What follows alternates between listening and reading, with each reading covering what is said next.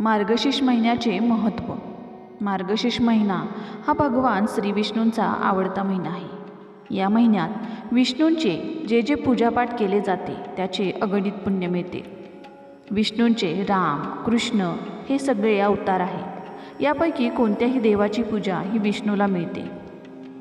या महिन्यात रामरक्षा स्तोत्र, विष्णू सहस्त्रनामावली, भागवत ग्रंथ, भगवद्गीता वाचावी. यामुळे विष्णू भगवान प्रसन्न होऊन मनातल्या इच्छा पूर्ण होतात. या महिन्यात जास्तीत जास्त नामस्मरणाकडे ध्यान द्यावे. नामाने त्या देवाची शक्ती आपल्या घरात वास करते. तुम्ही कोणत्याही देवाची पूजा करा, ती पूजा विष्णूलाच मिळते. कारण देव हा एकच असून प्रत्येक देव विष्णूची रूपे आहेत. म्हणजेच सोनेही एकच आहे, पण त्याचे वेगवेगळ्या प्रकारचे दागिने बनवले जातात. पण मूळ सोने प्रत्येकात एकच आहे.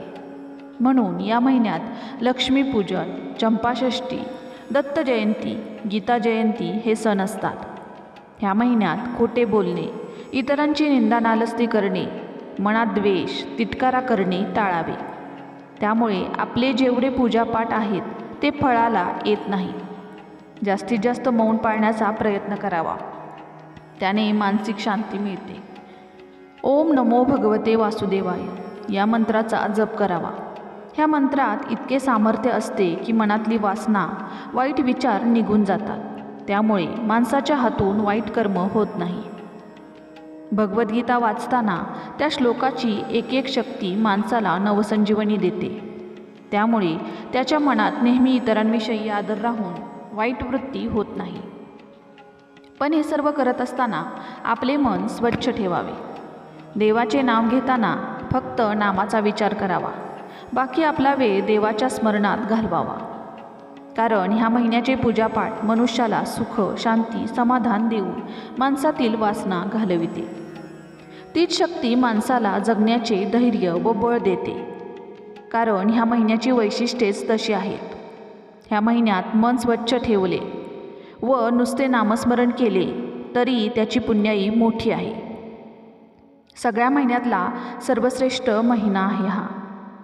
मार्ग म्हणजे जीवनाला वेगळा आकार देऊन मनातली वासना दूर करणे व शीर्ष म्हणजे मन व आत्मा नितळ स्वच्छ झाल्यामुळे ती देवाला अर्पण करणे म्हणजे मार्गशीर्ष. म्हणून तनमनाने त्या देवाची एकनिष्ठेने पूजा करा. कोणालाही काया, वाचा, मनाने दुखवू नका. गरिबांना पैसे, वस्त्र, अन्नाची मदत करा. माणसात देव पाहणे हीच खरी विष्णूपूजा आहे. कारण प्रत्येक आत्म्यात तोच विष्णू वास करतो. त्या विष्णूमुळे आपले शरीर हे जिवंत आहे हे विसरू नका. म्हणून पूजापाठाबरोबरच माणुसकीचाही धर्म पाळा, म्हणजे नक्कीच ती पूजा विष्णूला मिळेल. कारण माणसातच खरा ईश्वर आहे.